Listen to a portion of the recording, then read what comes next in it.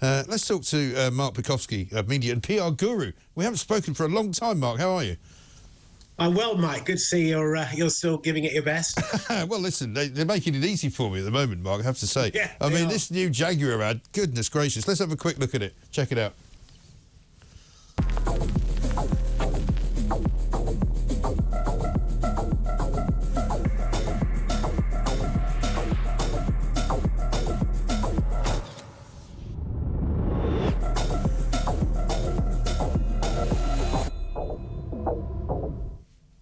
Unbelievable. I've actually got a mate who's got a Jaguar, and people have been coming up to him going, oh, I bet your car's worth nothing now, and making fun of him, saying you're going to get some of those LGBT seats in and all that. You're going to get, the rainbow flag painted on the bonnet.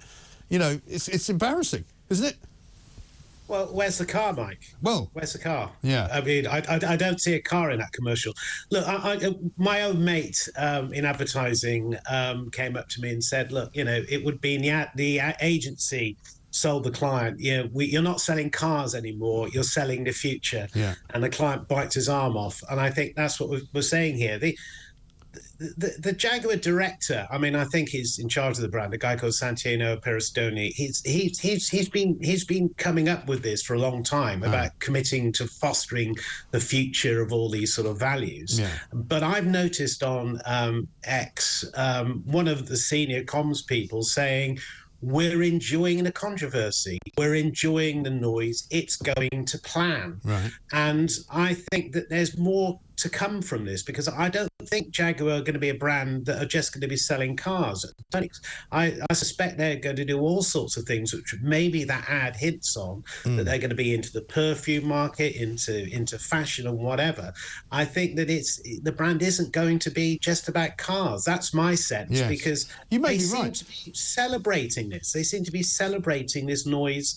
And it strikes me as the Budweiser Dylan Mulvaney campaign that actually saw Budweiser lose millions. I think they lost 23. I think they lost 23 million off their share price, something like that. But I mean, they would say that, wouldn't they? Because if you're a marketing guy and you launch a new marketing extravaganza and it falls flat on its face, you go, oh, we're really enjoying this. We're really enjoying the noise because people are talking about Jaguar.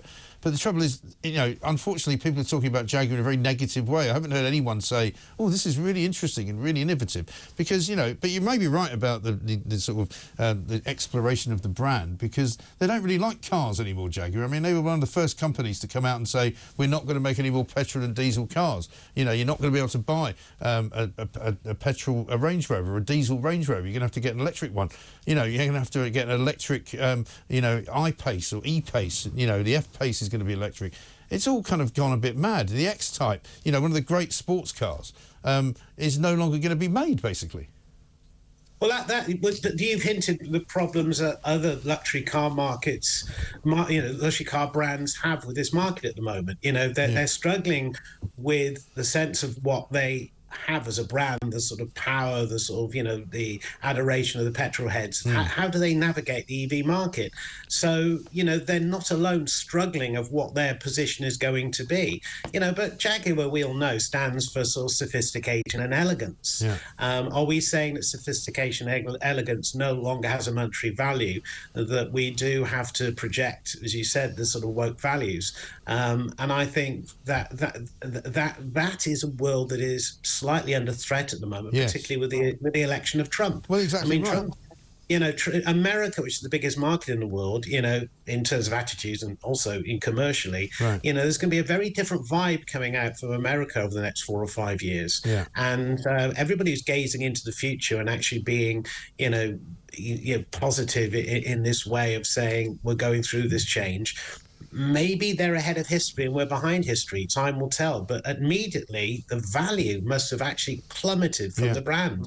Yes. And I think that's what it's about. Look, there's a very famous festival of advertising in Cannes that everybody around the world goes to and shows off the awards, and it's gone very, very, how should we say, woke.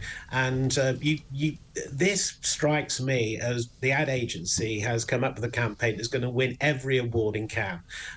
Whether or not it does what it should do, sell the brand, is neither here nor there. Well, that might tell you more about the marketing problem in the world than anything else, because when I go to America, I don't see a load of people driving around in tiny little cars that are electric. I still see loads of pickup trucks. I still see loads of massive SUVs, you know, Cadillac Escalades all over the place, and, you know, those big, you know, Jeeps that they have, 8-seater things. You know, I mean, they are a gas-guzzling nation just as much as they've always been. So if Jaguar are going to go, we're only going to sell you electric cars, and here's a nice picture of a man in a dress with a hammer, I don't think it's going to play.